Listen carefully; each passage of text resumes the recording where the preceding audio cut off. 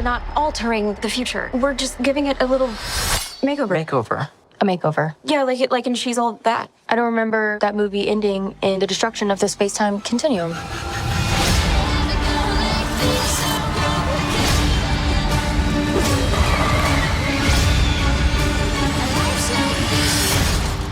So I just came from watching Time Cut.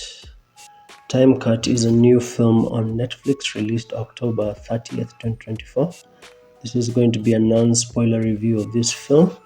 The general plot of this film is that Lucy, a girl who accidentally travels back in time to 2003, she's traveling back in time because she wants to attempt to save her older sister from a masked killer. I did not want to review this film because as soon as I heard the premise, it reminded me of another movie I've watched called Totally Killer.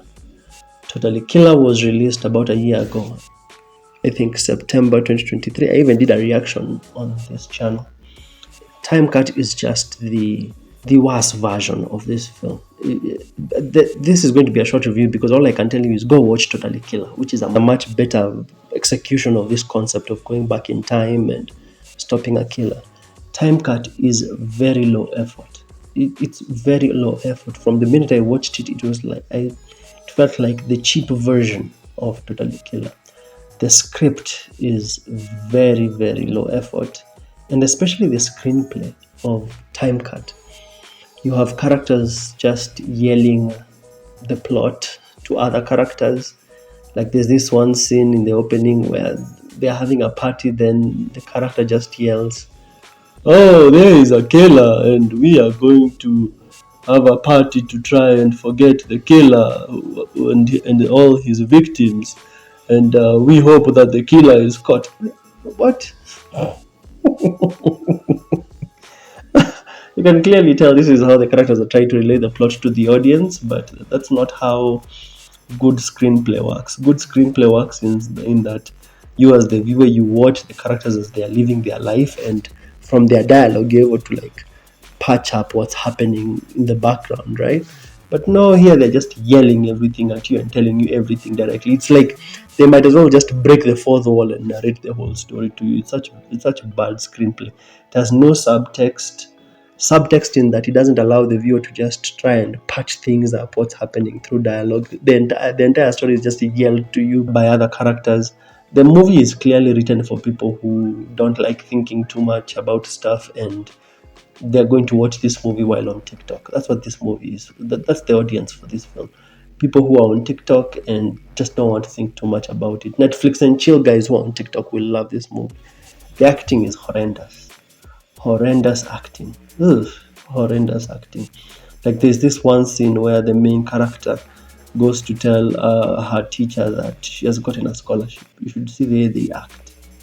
Zero chemistry. I mean, yes, it's a teacher-student relationship, but you and your teacher and a student, especially one that you feel the need to tell them that you've gotten a scholarship, there should be some camaraderie, right? There should be some friendship type chemistry, right?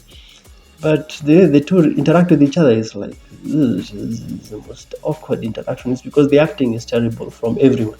I did not see even one good actor.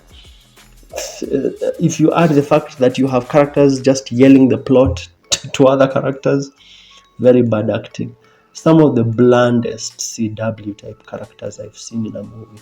This is one of Netflix's cheapest, most generic, most low effort films.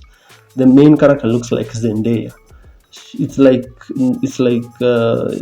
if someone said, "Hey, can we watch a movie that has Zendaya?" And then someone says, "No, we have Zendaya at home. It's this chick from Time Cut."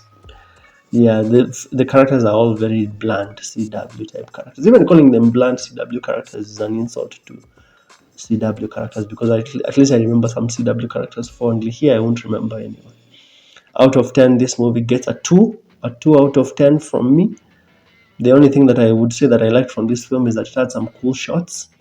Like there's this one scene where the main character is running and then the camera is upside down. I liked that. And it does the whole early 2000s, 90s type nostalgia nicely, because a lot of the film is in 2003. But it gets a 2 out of 10 from me. I advise you not to watch it. Just go watch Totally Killer. Totally Killer is a much better film, in my opinion. If you've enjoyed this review, make sure to smash like and subscribe. This is going to be a short review because I was watching the film through the lens of Totally Kill. Netflix just watched Totally Kill and said, let's just make our own, and then call it Time Cut, which is just a very boring and bad name. Totally Kill is a much better film.